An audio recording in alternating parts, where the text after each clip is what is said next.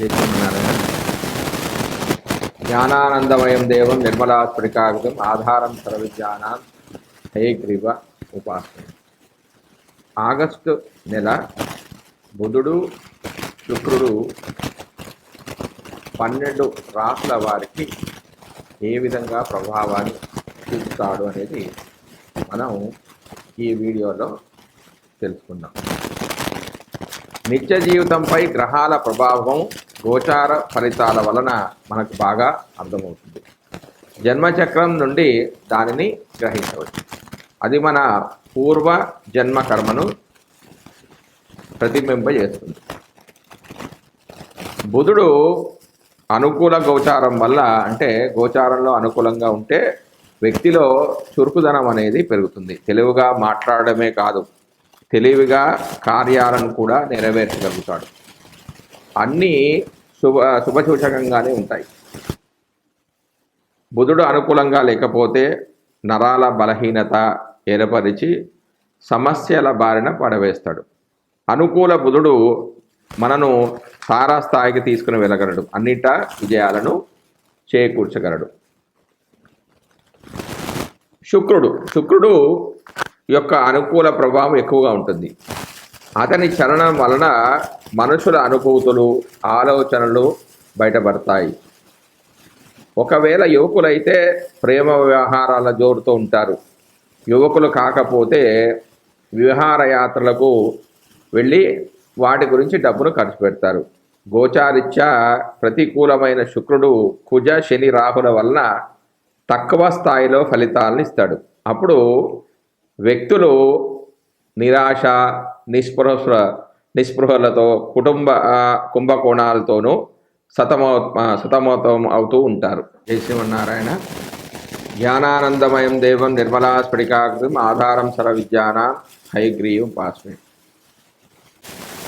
12 రాశుల వారికి ఆగస్టు నెలలో బుధుడు శుక్రుడు ఇచ్చే ఫలితాలను మనం తెలుసుకున్నాం. నిత్య జీవితంలో గ్రహాల ప్రభావం గోచార ఫలితాల వలన మనకు బాగా అర్థమవుతుంది. జన్మచక్రం నుంచి దానిని మనం గ్రహించవచ్చు. అది మన పూర్వజన్మ కర్మను తెలుపుతుంది. గోచారంలో బుధుడు అనుకూలంగా ఉంటే వ్యక్తి యొక్క చురుకుదనం అనేది పెరుగుతుంది. తెలివిగా మాట్లాడమే కాకుండా తెలివిగా పనులను కూడా నెరవేర్చగలుగుతాడు. అన్నీ శుభసూచకంగా ఉంటాయి. బుధుడు అనుకూలంగా లేకపోతే నరాల బలహీనత ఏర్పడి సమస్యల బారిన పడతాడు. బుధుడు అనుకూలంగా ఉంటే మనను ఒక తారాస్థాయికి తీసుకెళ్తాడు, ఒక రేంజ్కి తీసుకెళ్తాడు. అన్నిటా విజయాలను చేకూరుస్తాడు. ఆ విధంగానే శుక్రుడు యొక్క ప్రభావం వ్యక్తి మీద చాలా ఎక్కువగా ఉంటుంది. అతని చలనం వల్ల మనుషులలో అనుభూతులు, ఆలోచనలు అనేవి బయటపడతాయి. ఒకవేళ యువకులైతే ప్రేమ వ్యవహారాల జోరుతూ ఉంటారు. యువకులు కాకపోతే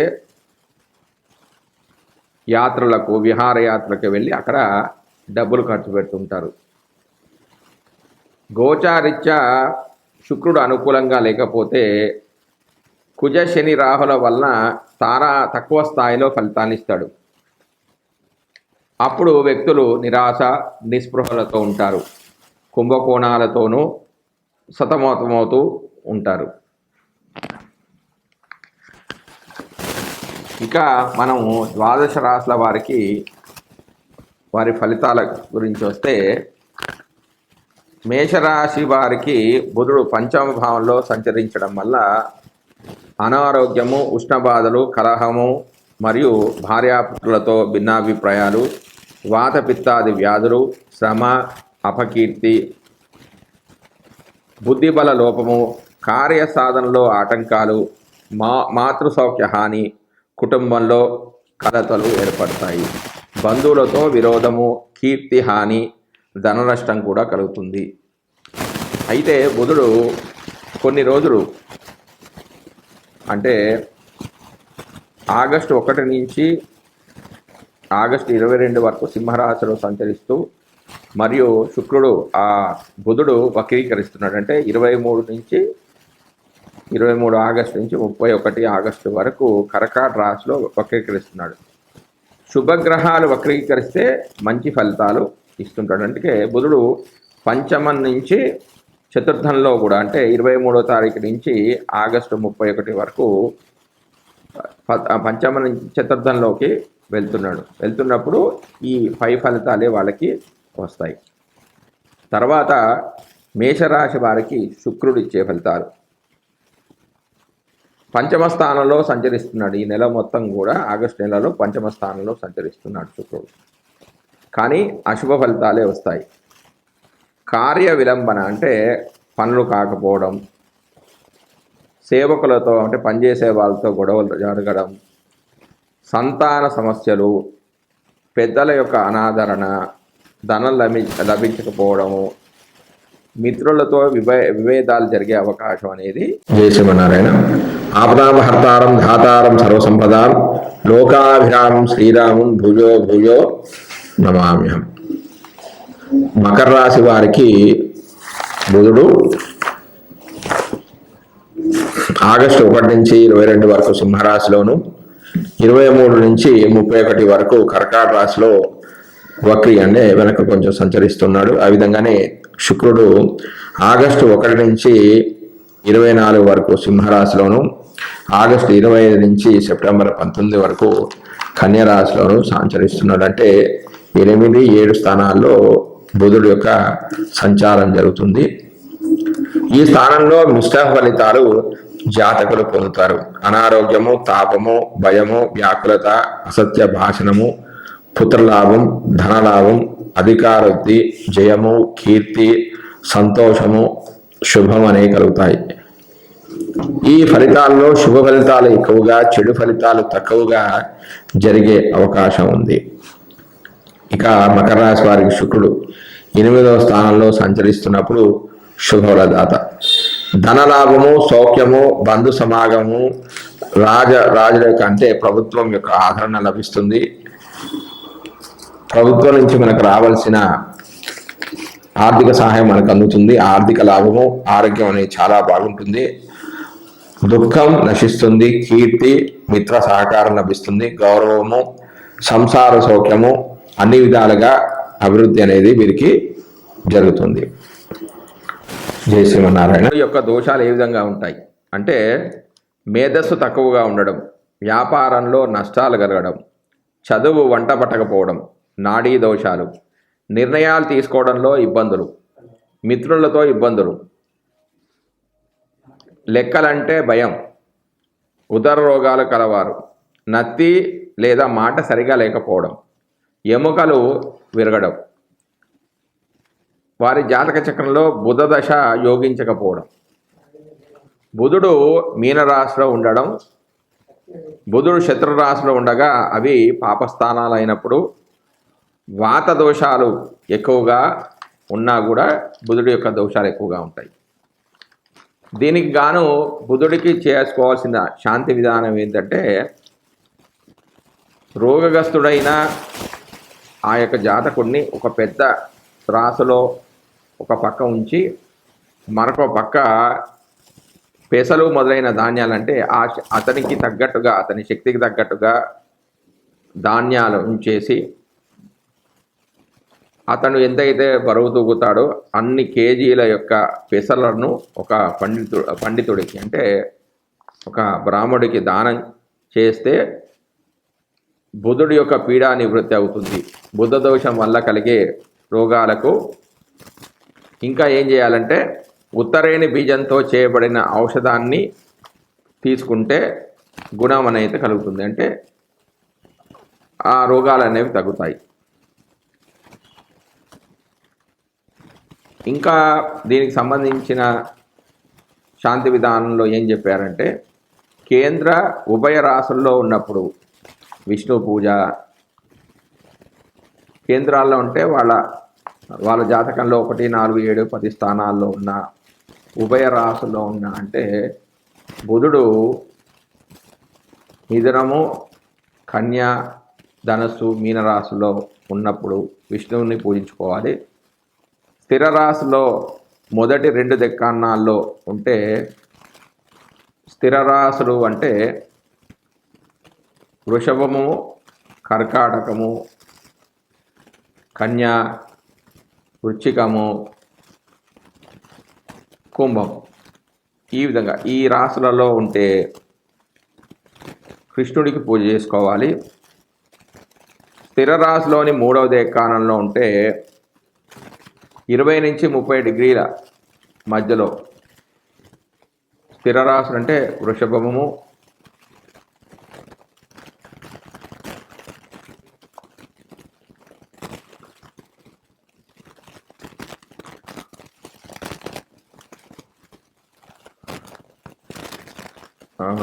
సింహరాశి, వృషభ రాశి, కుంభరాశులలో ఉన్నట్టయితే విష్ణువుకు పూజ చేసుకోవాలి. సింహరాశిలో రవితో కలిసి బుధుడు ఉంటే శివుడికి పూజ చేసుకోవాలి. చంద్రుడితో కలిసినప్పుడు దుర్గాదేవతకు పూజ చేసుకోవాలి. కుజునితో కలిసినప్పుడు సుబ్రహ్మణ్య స్వామికి, సొంత రాశులలో ఉండి శుక్రునితో కలిస్తే గంధర్వులకు, కిన్నరులకు పూజ చేసుకోవాలి.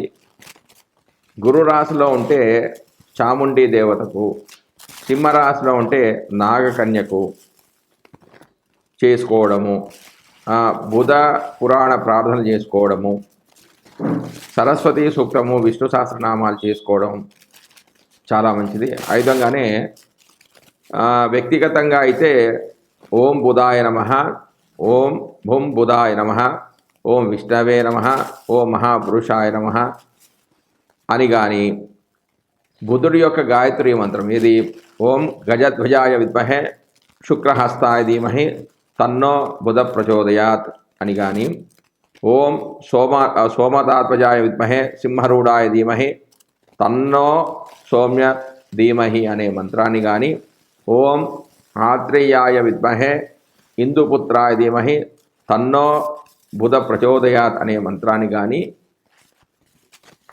పురాణోక్త మంత్రమైన ప్రియంగు కలికాశామం రూపేణ ప్రతిభుజం సౌమ్యం సప్తగుణోపేతం తం బుధం ప్రణమామ్యం అనే ఒక మంత్రాన్ని కానీ, బుధ కవచాన్ని కానీ, బుధగ్రహ స్తోత్రాన్ని కానీ,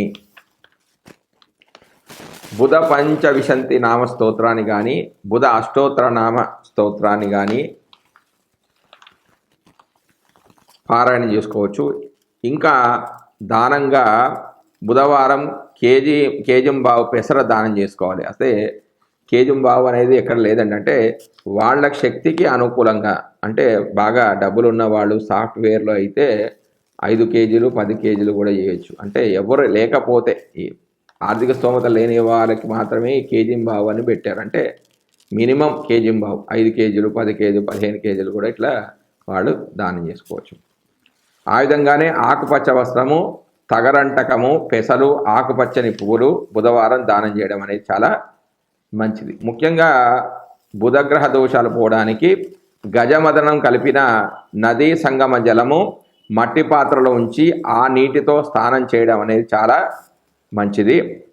బుధవారం నాడు ఏదైనా వైష్ణవాలయానికంటే వెంకటేశ్వర స్వామి గుడి కానీ, నరసింహస్వామి గుడి కానీ, రామాలయానికి కానీ వెళ్ళి 17 ప్రదక్షిణలు చేస్తే చాలా మంచిది. బుధగ్రహానికి ఏ స్తోత్రమైనా, అంటే విష్ణు సహస్ర పారాయణము, పురుష సూక్తము, గోవిందనామాలు అనేవి చదువుకుంటే ఉత్తమ ఫలితాలు వస్తాయి. ఆ విధంగానే వీరికి మూలికాధారణ అంటే నేల గుమ్మడి, ప్రధాన నైవేద్యం పెసరపప్పుతో చేసింది ఏదైనా సరే, ప్రధాన ఫలము సీమ చింత. ఉపవాసం, బుధవారం ఉపవాసం ఉంటే చాలా మంచిది. ధరించవలసిన వస్త్రాలు ఆకుపచ్చ రంగు వస్త్రాలు. కొన్ని తాంత్రిక ప్రక్రియలు ఏంటంటే పెసలు నానబెట్టి వాటి మరునాడు ఆవులకు లేదా పక్షులకు తినిపించాలి. జాతక చక్రంలో బుధ మహాదశలో వివిధ అంతర్దశలో చేయవలసిన దానాలు ఏమిటంటే, బుధుడి మహాదశ, ఆ బుధుడి యొక్క అంతర్దశలో లక్ష్మీనారాయణ ప్రతిమ అంటే బంగారం దానం చేయాలి. బుధ మహాదశలో కేతు అంతర్దశలో మహిష దానం చేసుకోవాలి. బుధ మహాదశ శుక్ర అంతర్దశలో తెల్లని ఆవును, బుధ మహాదశ రవి అంతర్దశలలో సూర్య ప్రతిమ, బుధుడి యొక్క మహాదశ రవి యొక్క అంతర్దశలలో సూర్య ప్రతిమ దానం చేసుకోవాలి. బుధుడి యొక్క మహాదశలో చంద్రుడి యొక్క అంతర్దశలలో వెండి దానం చేస్తే చాలా మంచిది. బుధుడి యొక్క మహాదశ కుజుడి యొక్క అంతర్దశలలో ఎద్దును దానం చేయాలి. బుధుడి యొక్క మహాదశ రాహు యొక్క అంతర్దశలలో మేకను దానం చేయాలి. బుధుడి యొక్క మహాదశ గురు యొక్క అంతర్దశలలో బంగారు ప్రతిమను దానం చేయడం మంచిది. బుధుడి యొక్క మహాదశ శని యొక్క అంతర్దశలలో గేదెను దానం చేయాలి. బుధుడి మహాదశలో అంతర్దశలలో పీడాల నివారణ కంటే అంతర్దశలలో వివిధ గ్రహాల యొక్క అంతర్దశలలో రామాయణంలో చెప్పిన పారాయణ సర్గలు బుధుడి యొక్క మహాదశ జరుగుతున్నప్పుడు, బుధుడి యొక్క అంతర్దశ జరిగినప్పుడు ఉత్తరకాండము 76వ సర్గ పారాయణ చేసి వారికి ద్రాక్ష పండు నైవేద్యం పెట్టాలి. అంటే ప్రారంభంలో ద్రాక్ష పండు, అంత్యంలో కూడా ద్రాక్ష పండునే నివేదన చేయాలి. ఆ విధంగానే కేతు అంతర్దశలలో యుద్ధకాండ పారాయణం చేసుకోవాలి. 59వ సర్గ పారాయణం చేసి ఈ పారాయణ ప్రారంభంలో ద్రాక్ష పండును నైవేద్యం పెట్టాలి. అంత్యంలో కొబ్బరికాయ నైవేద్యం పెట్టుకోవాలి. బుధుడి యొక్క మహాదశ శుక్రుడి యొక్క అంతర్దశలలో సుందరాకాండ 51 సర్గ పారాయణం చేసుకోవాలి. ప్రారంభంలో ద్రాక్ష పండును, చివరిలో పటిక బెల్లాన్ని నైవేద్యం పెట్టుకోవడం మంచిది. బుధుడి యొక్క మహాదశ రవి యొక్క అంతర్దశలలో అరణ్యకాండ 70 సర్గ పారాయణ చేసి ప్రారంభంలో ద్రాక్ష పండును, అంత్యంలో చెరుకును నైవేద్యం పెట్టుకుంటారు.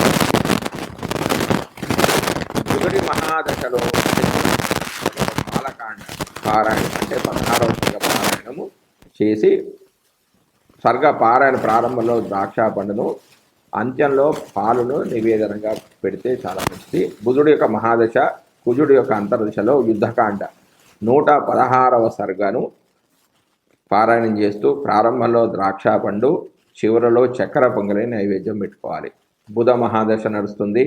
రాహు అంతర్దశ జరుగుతున్న సమయంలో సుందరాకాండ 53వ సర్గను పారాయణం చేసి ప్రారంభంలో ద్రాక్ష పండు, అంత్యంలో తేనెను నైవేద్యం పెట్టాలి. అలాగే బుధ మహాదశలో గురు యొక్క అంతర్దశలో బాలకాండ 23వ సర్గ పారాయణం, ద్రాక్ష పండు ప్రారంభంలో నైవేద్యం పెట్టుకోవాలి. అంత్యంలో అరటి పండ్లు అనేవి నైవేద్యం పెట్టుకోవాలి. నివేదనలో ఏవైనా దొరకని పక్షంలో ఆ ఋతువులో లభించే పళ్లను నివేదన చేయవలసి ఉంటుంది. ఈ పరిహారాలు చేసుకోవడానికి విశేషమైన దినాలు ఏమిటంటే చవితి బుధవారం ఆశ్లేష నక్షత్రము, చతుర్దశి బుధవారం జ్యేష్ఠ నక్షత్రము, ఏకాదశి మంగళవారం రేవతి, చతుర్దశి ఆదివారం ఆశ్లేష, పౌర్ణమి బుధవారం ఉత్తరాభాద్ర, అమావాస్య బుధవారం శ్రవణ నక్షత్రాలు. శుక్రుడి యొక్క దోషాలు నివారణలు. సాధారణంగా శుక్రుడి యొక్క దోషాలు ఏ విధంగా ఉంటాయి? వైవాహిక సమస్యలు, గుర్తింపు లేకపోవడం, గ్రంథులకు సంబంధించిన సమస్యలు, శరీరంలో కాంతి లేకపోవడము, వీర్య సంబంధమైన సమస్యలు, సంతాన ఉత్పత్తిలో సమస్యలు, సుఖ వ్యాధులు, స్త్రీ వల్ల పురుషులు, పురుషుల వల్ల స్త్రీలకు, కుటుంబ సౌఖ్యం లేకపోవడం, సౌందర్యం కోసం ప్రయత్నం చేయడం, తీవ్రమైన జ్వరాలు, వివాహ ప్రయత్నాలు అనేవి సఫలం కాకపోవడం, చంద్ర మహాదశ యోగించకపోవడం, శుక్రుడు గురుని రాశుల్లో ఉండడం. దీనికి శుక్రశాంతి విధానం ఏం చెప్తుందంటే ఉత్తమ వర్ణానికి చెందిన ఇంటిలోని కన్య ప్రథమ పుష్పవతి అయినప్పుడు ఆమెకు వస్త్ర అలంకరాది భోజనాది ఉత్సవాలను ధన సహాయం చేయడం, ఆవులకు పచ్చి కసుపుచ్చుట అంటే గడ్డి వేయడం, గీత వాయిద్యాలతో హరినామ భజన చేయడం, బ్రాహ్మణ భోజనము మొదలైన కార్యక్రమాల వల్ల శుక్రప్రీతి కలిగి సర్వ దుఃఖ నాశమవుతుంది.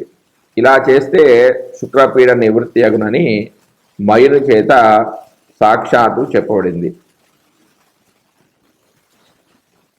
శుక్రదోష నివారణార్థము ఆరాధించవలసిన దేవతలు: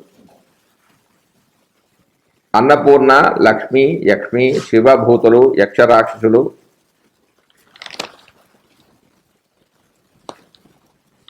సింహంలో ఉంటే యక్షి, ధనస్సు మీనంలో ఉంటే దుర్గాదేవతకు, మకరంలో ఉంటే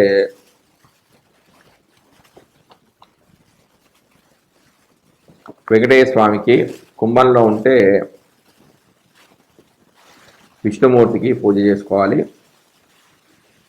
మరికొన్ని వివరాలు: వ్యక్తిగతంగా చేసుకోవలసిన మంత్రాదులు ఏమిటంటే ఓం శుం శుక్రాయ నమః, ఓం హ్రీం శ్రీం శుక్రాయ నమః, ఓం శుం శుక్రాయ నమః, ఓం ద్రాం ద్రీం ద్రౌంస శుక్రాయ నమః అనే మంత్రాలు.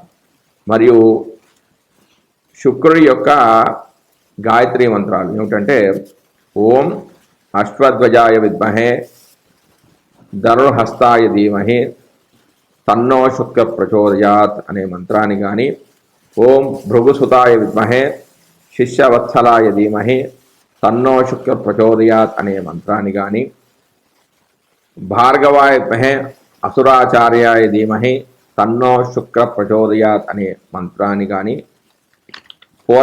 పురాణోక్తమైన మంత్రం ఇదంటే హిమకుంద వనారావం దైత్యానాం పరమంగురం సర్వశాస్త్ర ప్రవక్తారం భార్గవం ప్రణమామ్యం అనే ఒక మంత్రాన్ని కానీ, శుక్ర కవచాన్ని కానీ, శుక్ర స్తోత్రాన్ని కానీ, శుక్ర స్థవరాజం అనే ఒక మంత్రాన్ని కానీ చేసుకుంటే మంచిది. మరియు దీనికి దానంగా శుక్రవారం కేజంబావు బొబ్బర్లు దానం చేసుకోవాలంటే మినిమం కేజంబావు అంటే వారి ఆర్థిక స్తోమతను బట్టి 5 కేజీలు కానీ 10 కేజీలు కానీ 15 కేజీలు కానీ దానం చేస్తే తప్పేం లేదు.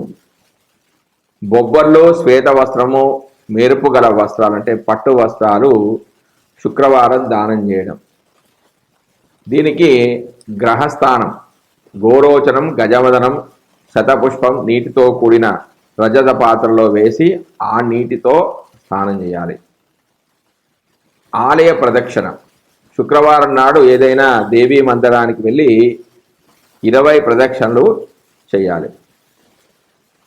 చదువుకోవలసిన ఇతర స్తోత్రాలు: శుక్రగ్రహానికి సంబంధించిన స్తోత్రాలు, అష్టోత్తరాలు, కవచాలు, కనకధారాస్తవము, లక్ష్మీ సహస్రనామము, లక్ష్మీదేవికి సంబంధించిన ఏ స్తోత్రానైనా పారాయణం చేసుకోవచ్చు. మూలికాధారణం వెంపలి అనే మూలికను ధరించాలంట. ప్రధాన నైవేద్యము పొంగలి, పాయసము. ప్రధాన ఫలం ఏంటంటే అరటిపండు నైవేద్యం పెట్టుకోవాలి. ఉపవాసం అంటే శుక్రవారం నాడు ఉపవాసం ఉంటే చాలా మంచిది. ధరించవలసిన వస్త్రాలు గట్టి తెల్లని వస్త్రాలు అంటే మెరిసేవి పట్టు వస్త్రాలు కూడా ధరించవచ్చు. కొన్ని తాంత్రిక ప్రక్రియలు ఏంటంటే మంచి ఆహారము ఆవుకు తినిపించాలి.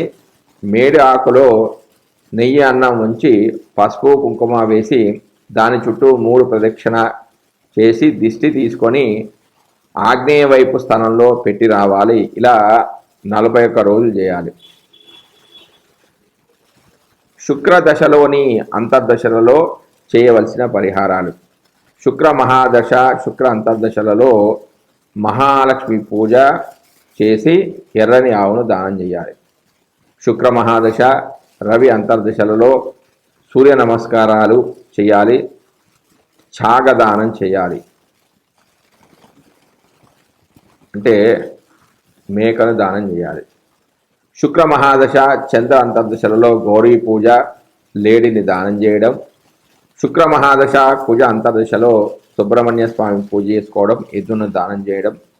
శుక్ర మహాదశ, రాహు అంతర్దశలో దుర్గా జపం చేయడం, గుమ్మడి పండును దానం చేయడం.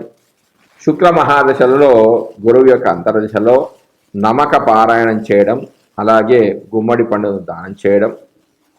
శుక్ర మహాదశ, శని అంతర్దశలో ఈశ్వరుని యొక్క ఆరాధన, మహిషం అంటే ఒక ఎద్దును కానీ దున్నపోతును కానీ దానం చేయడం. శుక్ర మహాదశ, బుధ అంతర్దశలో విష్ణు పూజ చేసుకోవడం, లక్ష్మీనారాయణ ప్రతిమను దానం చేయడం. శుక్ర మహాదశ, కేతు అంతర్దశలలో లక్ష్మీ గణపతి పూజ చేయడం, దుర్గా ప్రతిమను దానం చేయాలి. ఇంకా శుక్ర మహాదశలో అంతర్దశలలో గ్రహాల పీడా నివారణకు చెప్పబడిన శ్రీమద్ రామాయణంలోని పారాయణ సర్గలు ఈ విధంగా ఉంటాయి. రామాయణంలో కొన్ని సర్గల పారాయణ చేయడం ద్వారా కూడా శుక్రదోష నివృత్తి అనేది కలుగుతుంది. శుక్రుడి మహాదశ, శుక్రుడి అంతర్దశలలో సుందరాకాండ పారాయణం 36వ సర్గ పటిక బెల్లం ప్రారంభంలోనూ కూడా అంత్యంలోనూ పటిక బెల్లాన్ని నైవేద్యం పెట్టుకోవాలి. శుక్ర మహాదశ, రవి అంతర్దశలలో ఉత్తరాకాండ పారాయణం 67వ సర్గ పారాయణం చేయాలి. పటిక బెల్లం ప్రారంభంలో, నేరేడు పండ్లు చివరలో నైవేద్యంగా పెట్టుకోవాలి. శుక్ర మహాదశ, చంద్ర అంతర్దశలలో బాలకాండ అంటే 87వ సర్గ నుంచి 90వ సర్గ వరకు పారాయణం చేసుకొని ప్రారంభంలో పటిక బెల్లాన్ని నైవేద్యం పెట్టుకొని చివరలో ద్రాక్ష పళ్ళని నైవేద్యం పెట్టుకోవాలి. శుక్ర మహాదశలో పూజ అంతర్దశలో 100 సుందరాకాండ పారాయణం చేసుకోవాలి. పటిక బెల్లాన్ని ప్రారంభంలో నైవేద్యం పెట్టుకొని తర్వాత చివరిలో కొబ్బరికాయ నైవేద్యం పెట్టుకోవాలి. శుక్ర మహాదశలో రాహు అంతర్దశలో బాలకాండ 4వ సర్గ పారాయణ చేసుకోవాలి. పటిక బెల్లం నైవేద్యం పెట్టుకోవాలి. చివరిలో కూడా పటిక బెల్లాన్ని నైవేద్యంగా పెట్టుకోవాలి. శుక్ర మహాదశ గురువు అంతర్దశలో కిష్కింధాకాండ 14వ సర్గ పారాయణం, మొదట్లో పటిక బెల్లము, చివరిలో చెరుకు అనేది నైవేద్యం పెట్టుకోవాలి. శుక్ర మహాదశ శని అంతర్దశల్లో కిష్కింధాకాండ 102వ సర్గ పారాయణం, ప్రథమంలో పటిక బెల్లం, చివరిలో పాలు నైవేద్యం పెట్టుకోవాలి. శుక్ర మహాదశ శుక్ర మహాదశ బుధ అంతర్దశలో బాలకాండ 6వ సర్గ 8వ సర్గ పారాయణ చేసుకుని, అంటే 6 నుంచి 8వ సర్గ వరకు పారాయణ చేసుకొని పటిక బెల్లాన్ని నైవేద్యం పెట్టుకొని మొదలు ప్రారంభంలో, చివరిలో చక్కెర పొంగల్ నైవేద్యం పెట్టుకోవాలి. శుక్ర మహాదశ కేతు అంతర్దశలలో అరణ్యకాండ 19వ సర్గ నుంచి 22వ సర్గ వరకు పారాయణ చేసుకొని మొదట్లో పటిక బెల్లం నైవేద్యం, చివరిలో తేనె అనేది నైవేద్యం పెట్టుకోవాలి. శుక్ర మహాదశ మొత్తానికి బాలకాండ 73వ సర్గ పారాయణ చేసి పటిక బెల్లం నైవేద్యం చేయడం చాలా మంచిది. ఈ పరిహారాలకు విశేషమైన రోజులు ఏమిటంటే ఏకాదశి శుక్రవారం రోహిణీ నక్షత్రమై, ఏకాదశి శుక్రవారం ఆరుద్ర నక్షత్రమై, ఏకాదశి శుక్రవారం పుష్యమి నక్షత్రమైనప్పుడు, ఏకాదశి శుక్రవారం మఖా నక్షత్రమైనప్పుడు, ఏకాదశి శుక్రవారం అనురాధ నక్షత్రమైనప్పుడు, ఏకాదశి శుక్రవారం జ్యేష్ఠ నక్షత్రంలో కానీ, ఏకాదశి శుక్రవారం పూర్వాషాఢ నక్షత్రంలో కానీ, పౌర్ణమి శుక్రవారం శతభిష నక్షత్రంలో కానీ ఇవి చేస్తే విశేషమైన ఫలితాలు అనేవి వస్తాయి.